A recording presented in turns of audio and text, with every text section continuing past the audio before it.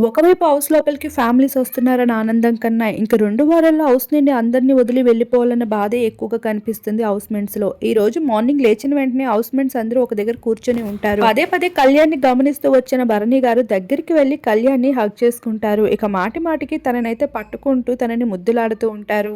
అయితే దానికి కారణం కూడా పెద్దదే ఉందని చెప్పాలి. ఇక కళ్యాణ్ ఒక సోల్జర్‌గా, ఒక ఆర్మీ పవన్‌గా హౌస్ లోపలికి అడుగుపెట్టారు. ఎన్నో కలలతో ఒక యంగ్‌స్టర్‌గా కనిపిస్తున్న పవన్‌ని చూసి భరణి గారైతే ఎంతో ఆనందపడడంతో పాటు తన మనసులో ఉన్న కొన్ని విషయాల కోసం అయితే ఎమోషనల్ కూడా అయ్యారు. అయితే కళ్యాణ్‌కి తనుజ అంటే ఇష్టమని హౌస్ అందరికీ కూడా తెలుసు. కానీ ఆ విషయాన్ని బయట అఫీషియల్‌గా అయితే మాట్లాడుకోవట్లేదు.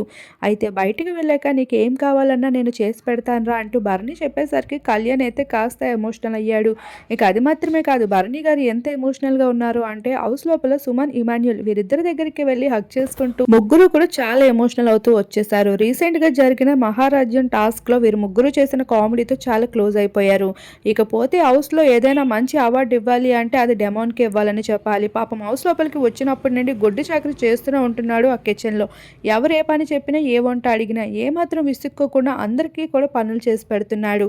అలా ఇప్పుడు కూడా కిచెన్‌లో అయితే వంట చేస్తూనే కనిపిస్తున్నాడు. ఇలా డెమోన్ అయితే మంచిగా తనకి ఒక క్రెడిట్స్ అయితే ఇవ్వాల్సిందనే చెప్పొచ్చు నాగమామ వీకెండ్‌లో.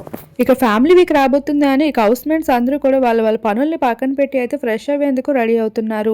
ఇలా మొత్తానికి హౌస్‌లో ఫ్యామిలీ వీక్ తర్వాత ఇక టాప్ 5కి వెళ్ళేందుకు ఒక టాస్క్ అయితే ఉండబోతుంది. అలానే ఈ వీక్ ఎలిమినేషన్ కూడా ఉండబోతుంది. అలా ఫైనల్‌గా టాప్ 5లోకి కొంతమంది 5 మంది మాత్రమే వెళ్తారు. మరి ఐదుగురిలో ఎవరు ఉండబోతున్నారు అని మీకేమనిపిస్తుంది? తప్పకుండా కామెంట్ చేయండి.